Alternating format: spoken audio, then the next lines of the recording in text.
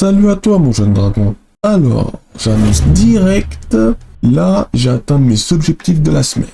Et oui, car si tu te souviens bien, dans ma dernière vidéo, j'ai annoncé que j'allais finir de dessiner tout l'écran du jeu, genre toutes les interfaces de mon jeu. Dans le passé, l'objectif pour la semaine prochaine, c'est de finir toute la partie graphique, histoire que je puisse passer à la programmation. Et oui. Et comme tu vas le voir, c'est chose faite. Car je vais partager tout ça dans ce devlog.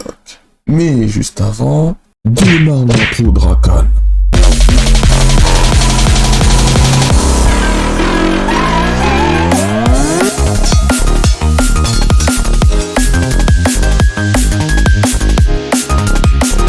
Merci pour l'intro Dracan.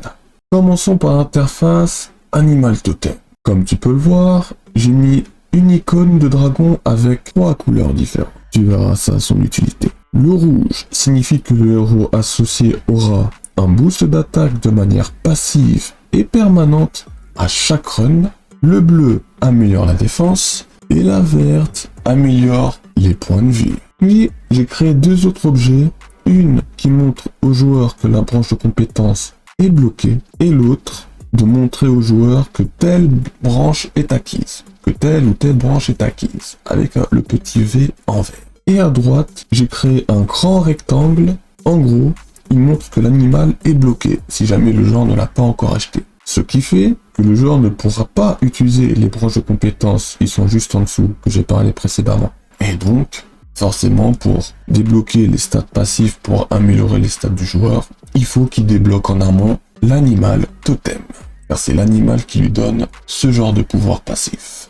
Oui, yes. Maintenant, regardons l'interface des sorciers. À gauche, j'ai créé un exemplaire de la version finale de cette interface. Comme tu peux le voir, en bas, j'ai mis la liste des personnages. Ils sont débloqués et bloqués dans le sens où le joueur n'a pas encore acheté le personnage. Puis, comme tu peux le voir, chaque personnage a son propre vécu. Et personnellement, j'ai fait en sorte à ce que chaque vécu d'un personnage aura un impact sur le scénario principal du jeu. Que ça soit un impact négatif, positif, puissant ou secondaire comme des quêtes secondaires. Voilà, ça c'est un peu la surprise. Et par exemple, si jamais je fais un deuxième épisode de ce jeu, une deuxième opus, alors je peux reprendre certains vécus de certains personnages pour en faire une nouvelle trame principale du scénario du prochain jeu. Et oui, on dirait un film, un bon film, bien stylé. Avant-dernière interface, la boutique du jeu.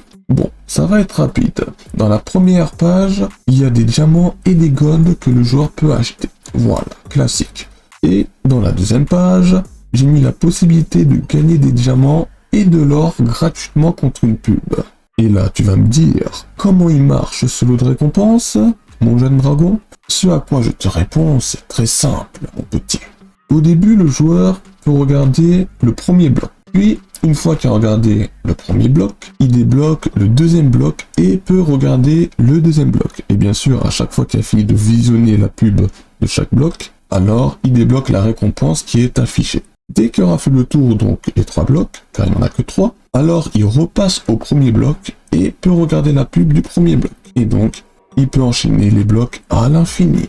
Comme ça, le joueur, il se met bien, il gagne de l'or et tout. Et moi, de mon côté, je gagne de l'oseille avec les pubs. Yes. Maintenant, dernière interface, et je dirais même plus, l'interface ultime du jeu, j'ai nommé la carte du monde. Car c'est avec celle-ci que le joueur peut réellement jouer. Donc faire des runs, affronter des monstres, survivre à la Vampire Survivor, etc., etc. Et aussi avancer dans le mode histoire, ce qui est très important. Car l'USP de mon jeu sera surtout son mode histoire, le fait qu'on puisse parcourir son mode histoire. Et comme tu peux le voir, il y aura 25 niveaux, car comme tu peux le voir à droite, j'ai mis 25 vortex. Alors j'ai créé 3 modes différents, facile, moyen, dur, histoire que le jeu ait un peu plus de rejouabilité, ou alors augmenter la durée de vie du jeu. Puis j'ai ajouté une carte du monde qui représente un maximum l'état du mode histoire de mon jeu, avec divers royaumes et l'école au milieu, et la petite île ou le petit château maléfique où il y a le méchant, où il y a le technomancien. Oh oui. Donc, si par exemple le joueur clique sur l'icône dans la carte du monde, alors mon jeu va afficher que des vortex de l'école, c'est-à-dire les vortex marron et vert, qui représentent la zone de l'école. Et aussi, les monstres qu'il y aura pendant les runs, ce seront des monstres faibles d'un premier temps, car c'est le premier niveau du jeu, l'école, et des monstres d'éléments neutres. Et par exemple, autre exemple, si le joueur clique sur le royaume du feu, alors il affrontera des monstres du feu, les monstres d'éléments du feu, et avec des monstres un peu plus puissants au passage, etc., etc. Et bien sûr, je sais pas si je l'ai dit, mais dans mon jeu, il y aura un système d'éléments, bon, ça vous l'aurez remarqué, mais aussi un système de points forts, points faibles. Par exemple, l'eau est plus fort que le feu, etc., etc. Ce qui fait que ça aura un impact sur le gameplay. Et oui, c'est maintenant l'heure de la conclusion.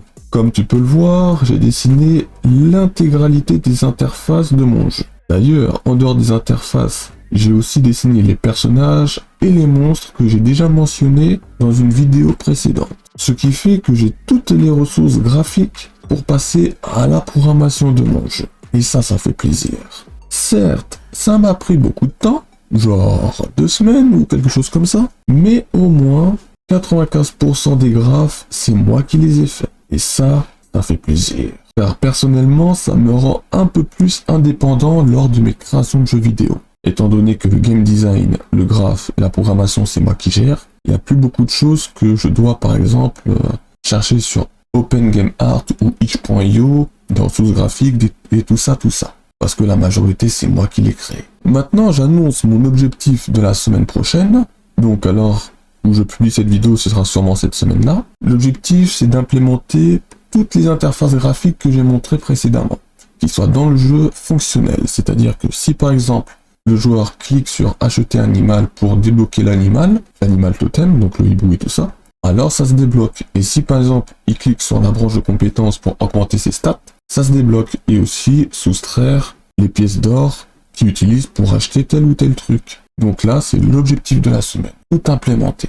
Et en ce qui concerne du gameplay, c'est-à-dire le run, ça, on verra ça. Bon, sur ce, si la vidéo t'a plu, n'hésite pas à lâcher ton plus gros like et à t'abonner si jamais tu aimes mes contenus.